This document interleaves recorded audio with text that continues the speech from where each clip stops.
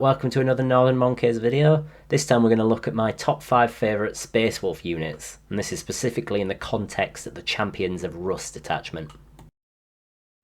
So I've got a trio of honourable mentions right off the start, and I know I'll probably get thrown in the bin by most Space Wolf meta players for this, but the first honourable mention is the Thunderwolf Cavalry and all their attached characters. Everyone from Logan Grimnar to your battle leaders and stuff.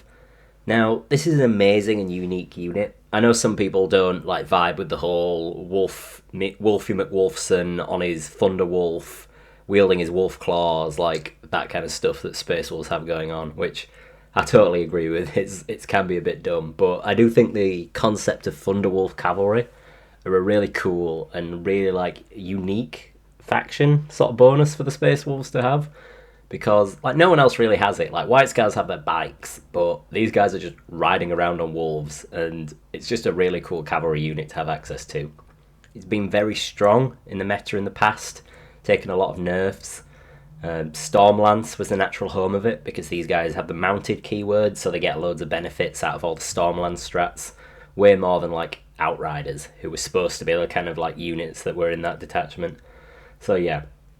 Wolf Jail was a really popular concept with these guys, where just units of them would bum rush the enemy's deployment zone and just completely lock them in place, and they'd spend 3 to 4 turns battling to get out of their own deployment zone while dying the whole time to this unit with dozens of attacks, all with lethal hits and full rerolls to hit and stuff like that.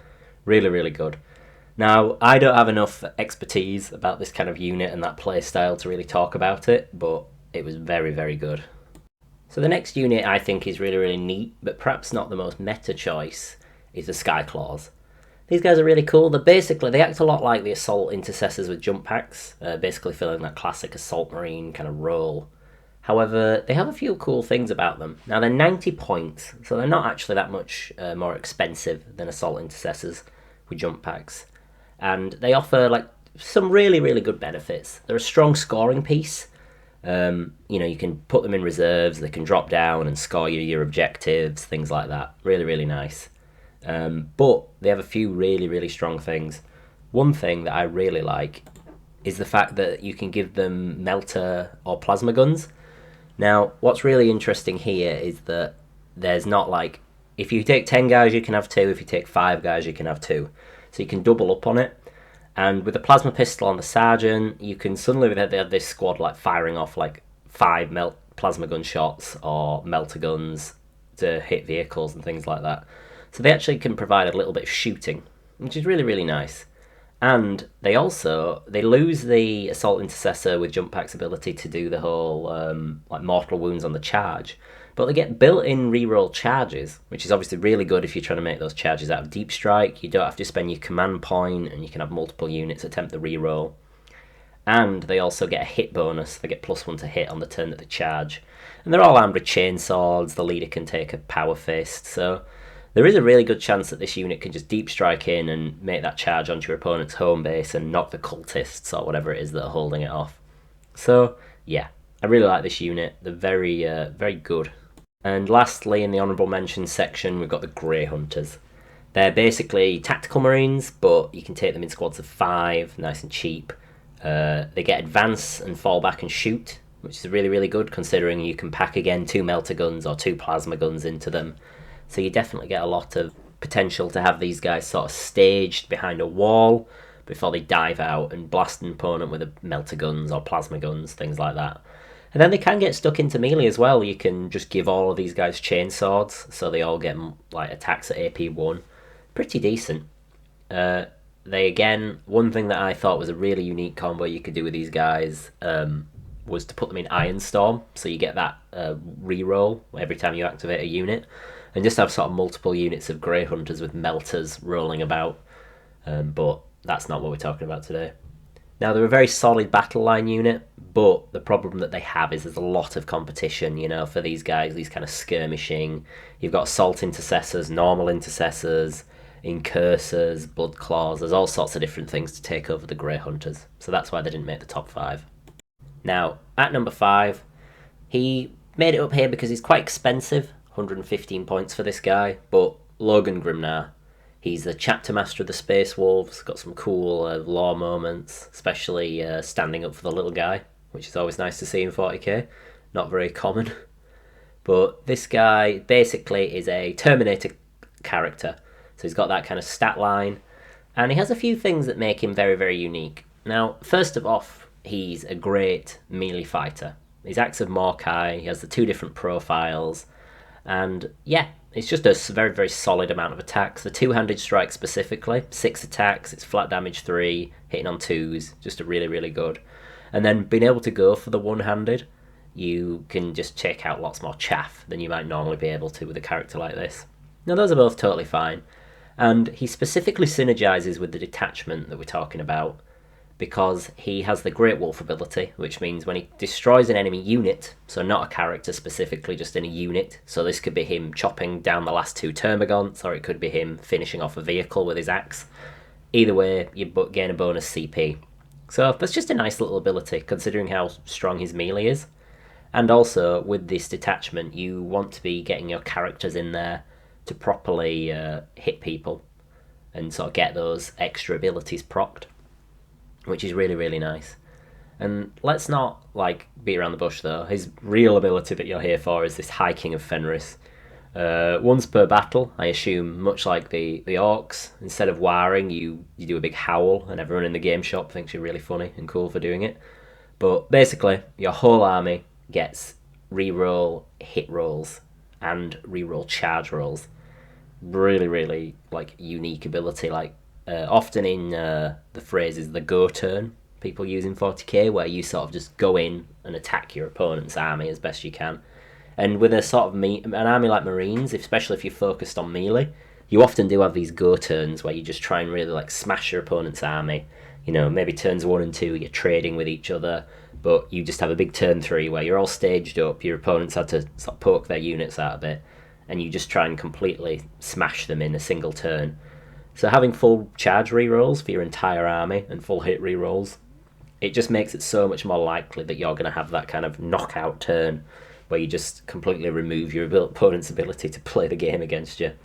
So really, really good. He plays into the Space Wolf play style in terms of the detachment that you're running, and in terms of their kind of natural knockout play style that they go for. And don't forget this guy. I've chose the guy on foot. Obviously, you can get him on his big Santa sleigh, which is a bit more of a points commitment, and you have to then have Thunder Wolves. It's very, very expensive. You can have him with some Wolfguard Terminators, though, and he's pretty good with them. They're some of the best Terminators in my mind, because they stayed only 185 points for the set of them, and you can just completely customize their war gear between either the sort of shooty guys or the melee guys. So you can have one Wolfguard, a guy with a missile launcher on his back to sort of take some blink shots at enemies. And then you can have a bunch of guys with storm shields. They can have power fist, chain fist, thunder hammers, whatever you want. So yeah, I think they're a decent Terminator unit, and they've kept the old index Terminator rules, where they get the sweet ignore modifiers to hit rolls. So this, as long as they're with him, they're always going to be hitting on 2s or better, thanks to Logan. With full rerolls, really good. Now, number 4 is the character Dread Murderfang. Really, really nice, unique kind of unit for the Space Wolves, these sort of dreadnought characters. You see them less and less, like Blood Angels, unfortunately, lost their really cool Librarius dreadnought. But Murderfang, the reason he only got to number 4 is because he kind of has one trick, but it's a very, very good trick. Now, he's 170 points, so he's very expensive, and he has 0 OC, which means that he can't do any actions in the new format. So that's kind of a downside to him, but you don't really want him doing actions. You want him running up at your opponent, and he's quite good at that. He's got movement 8, so he's a lot faster than your 6-inch move Dread. It just gets him a lot more it adds up over the game, it takes you from making a 10-inch charge to an 8-inch charge. It's just good. And he's sort of durable, though definitely not for his points. The 6-up Feel No Pain is a nice little bonus to go on top of his Toughness 9 and 2-up Save and 8 wounds, but he can be very fragile for his points for sure. Now, in terms of his melee, he's actually got great weapons. These are 8 attacks, potentially having sustained hits on those from the detachment, potentially making them AP3 from a stratagem, and he's hitting on 3s, strength 14, twin linked. So almost everything in the game he's wounding on 3s, and on top of that he's twin linked, so he's re-rolling. You just have a very sort of low chance of this guy's attacks whiffing. You know, especially if, say, that High King of Fenris ability's gone off this turn. He can be like re-rolling his hits, re-rolling his wounds, AP 3, damage 3. Just great. Especially if he's buffing himself with like sustained hits from the detachment ability. Now, his actual like draw though, his big trick, is this Murder Maker. Each time an enemy unit targets this model after the unit's finished its attacks, he can shoot as if it was your shooting phase, or fight as if it were your fight phase. So, you know, if someone shoots at him, you never know, he might be able to blast like some little unit with his heavy flamer. It's really good. But the main thing is in the fight phase. So what you can do is combo this with a stratagem called Go for the Throat, which essentially gives you a 6-inch piling consolidate, and you essentially just use this to pinball between enemy units. And if they're not that strong in combat, or even if they are okay in combat but not that good into a vehicle like him, he just bounces between enemy units, forcing them to attack him, which then means that he then gets to attack them. And with 8 attacks, potentially full hit rerolls, full wound rerolls, sustained hits, lethal hits, whatever you can stack onto this guy, he just keeps pinballing around, and he can easily kill a whole unit of Space Marines on his own with those kind of buffs. And vehicles, just whatever, it can get into them.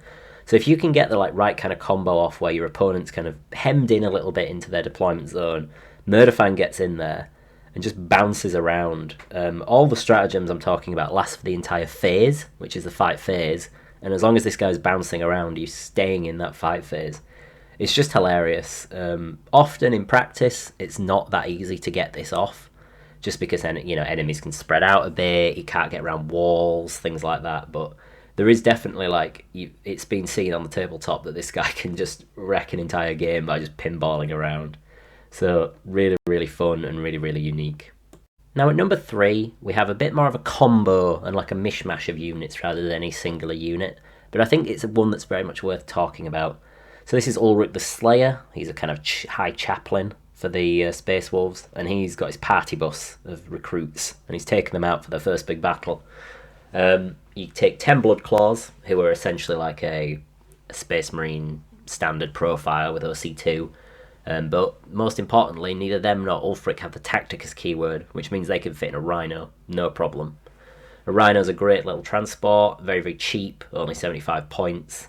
So between 10 Space Marine bodies, a powerful character, and a Rhino transport to keep them safe, it's only 285 points. And this is, it's quite a lot of units, and while investing that much of your army into a single kind of piece can be quite a lot, don't forget that once these guys get out and go charging off, the Rhino can then run around and do objectives, hold points for you, things like that. So it's not exactly one piece in the way that a single unit loaded up with characters like the Thunderwolves are. Now, Ulfric himself has a decent enough melee profile. He essentially has an extra pip of AP over normal chaplains, which is really nice, because the AP one's usually their downside. He has a 6-up Feel No Pain, it's fine.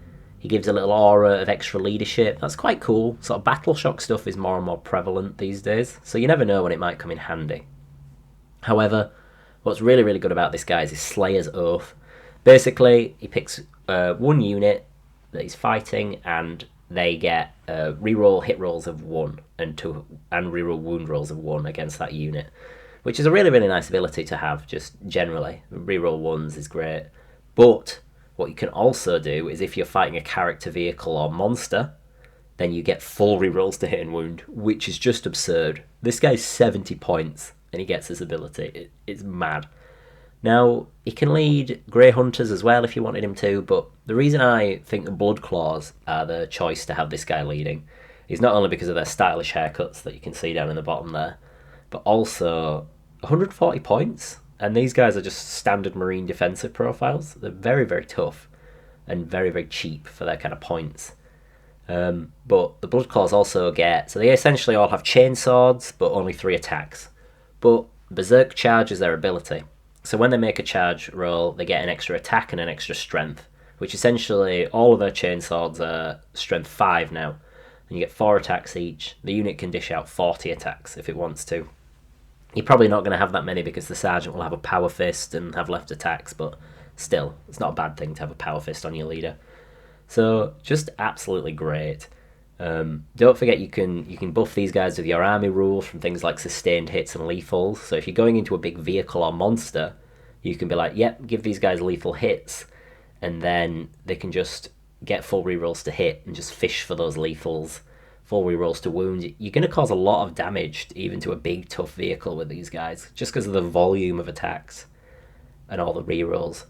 Don't forget as well, Ulfric himself gets his rerolls, so he's fighting with that deadly Santa Crozius profile and getting all the damage through with his full hit and wound rerolls, and he gets the Berserker Charge ability, as he gets kind of he remembers his old bones are warmed by the blood claws, and he gets extra attacks and strength. So really, really good. And you can even, there's a stratagem in the Space Wolf detachment for +1 AP, so all those chainswords suddenly are strength 5 AP 2. It's really, really dangerous. And you can get this unit to even advance and charge, which is really good when you're coming out of a rhino, because you get to disembark within 3 inches of the rhino, which gives you movement.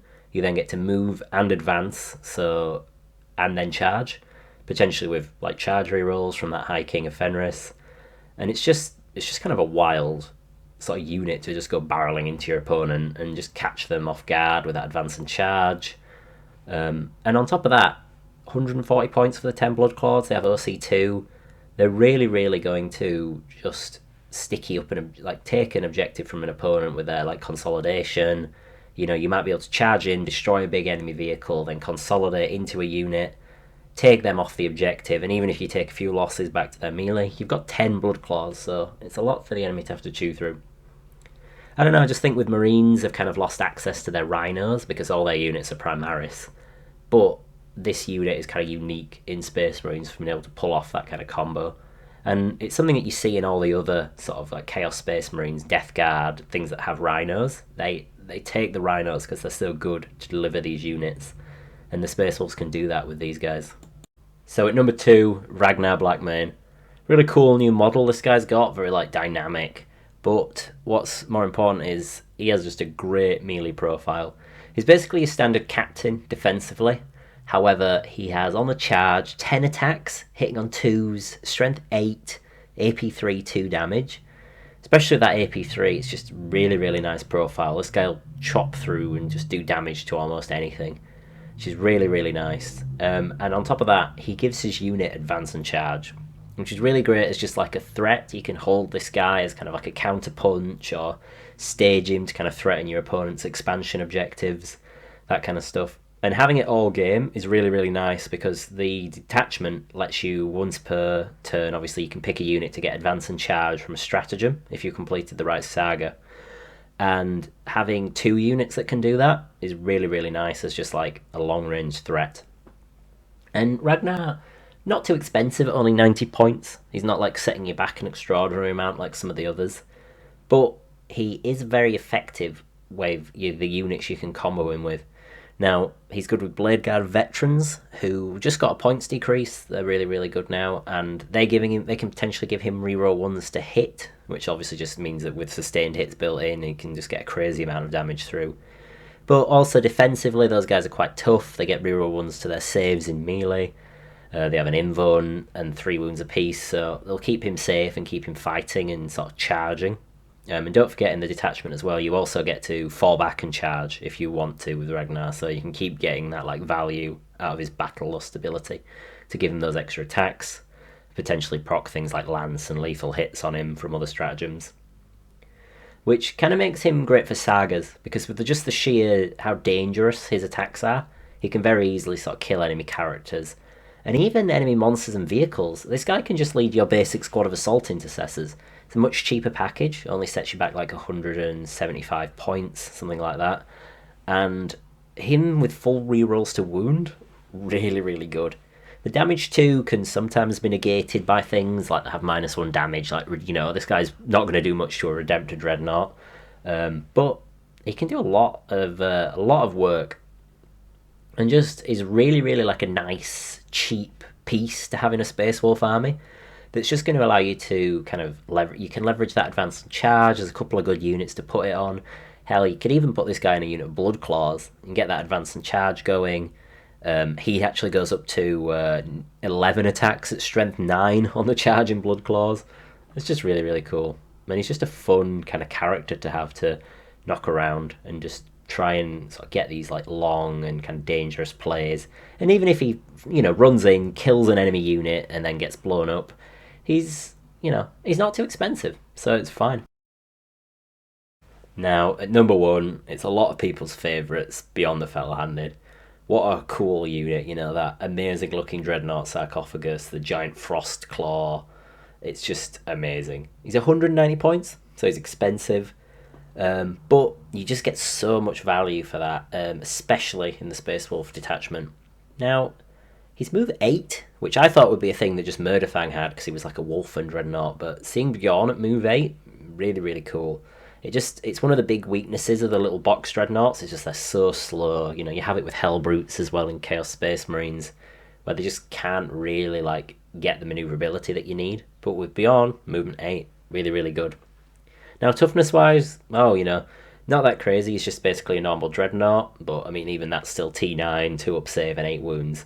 However, he does have a 5-up feel no pain, and he has halving damage on all attacks that go into him. Now, he doesn't get an invuln, but with a 2-up save, like, as long as you've got cover from ranged attacks, you've basically got a 4-up invuln at that point. And in combat as well, he's just pretty durable. The halving all damage, really, really, really nice. And just completely sort of lets things bounce off him that might otherwise just destroy a normal Dread chassis, especially if you spike on those feel no pains. It's just really, really nice. Now, because of the data slate, it is called, he gets this Lord of Deceit aura instead of his old Ancient Tactician ability. But basically, if an enemy unit within 12 of him tries to use a stratagem, they have to pay an extra command point to do it. Now, this is really good because he's on a big dreadnought base, so he kind of has this very, very large aura. And if he's getting stuck in, which is kind of what he wants to be doing because of how tough he is and how dangerous he is in combat, then you can just be hitting so much of your opponent's army with this big 12 aura. So, really, really nice. Now, I think he has pretty strong weapons, in melee. The True Claw is AP 2, damage 3, so that's good. Strength 12, hits on 2s with his 6 attacks. So he's a bit more dangerous than your average Dread. And he also gets lethal hits all the time, which, better than not having it. But the cool thing about him as well is, though, you can give him a multi-melter or a twin las cannon, which is really, really cool because to complete the sagas as part of the Space Wolf detachment, you're only needing to do certain things with character units or character models. So it doesn't really matter that it's in melee, which means that, say your opponent has a monster that you've whittled down with some other kind of ranged firepower, and Bjorn just finishes it off with his ranged attack. That's great, because that will unlock your saga that give you lethal hits. Let's say Bjorn manages to get shot by something, but survives because of his halving damage and his 5-up feel no pain. That will unlock your army-wide 6-up feel no pain saga. So just really, really good stuff for Bjorn there. In terms of just getting that synergy with the Space Wolf detachment, I really hope that if Space Wolves ever do get their own book, that they'll get to keep this kind of saga detachment stuff, because it's really, really cool and a really, really flavourful way of doing it. And really, like, aside from his crazy levels of durability and decent shooting in melee, Bjorn is just great for that synergy with this detachment, where he really it lets you have so many ways of unlocking these like army-wide buffs, which is just really, really cool. So that's why he's number 1. It's not just the cool lore and model, it's just the fact that he's great in the detachment. He's like the Space Wolf like centerpiece. He's almost like basically the equivalent of a Primarch for them, just in terms of his kind of status that he has. So he's really, really cool, and I like him. He'll always be number 1 for me. So, enough rambling about my eternal love for Beyond the Fell-Handed. Just want to say thanks for watching. Like and subscribe if you enjoyed the video. We try and produce weekly content here. And yeah, have a good week.